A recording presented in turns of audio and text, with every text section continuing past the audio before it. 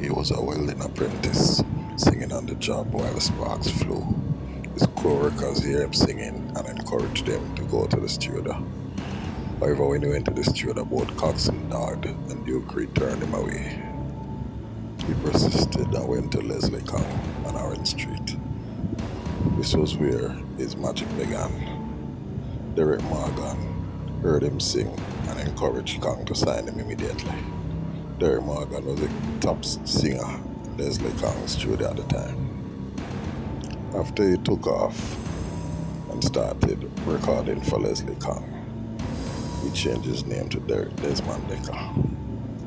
Desmond Dekker was the first Jamaican singer in the ska era and early reggae to have #1 songs in the USA on the Billboard chart and the English chart, the British charts.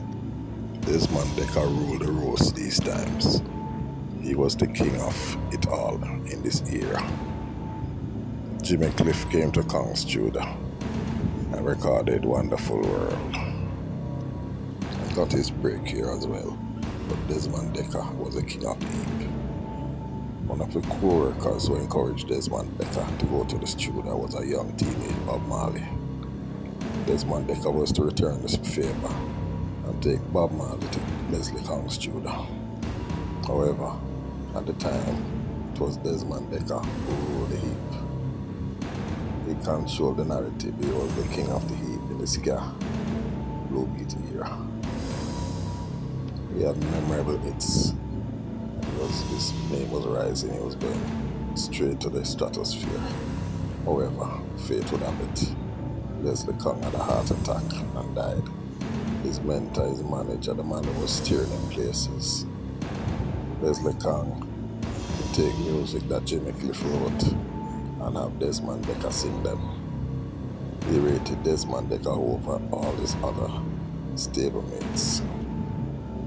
When Kong died, it was like Desmond Dekker's light had stopped shining. It was unfortunate.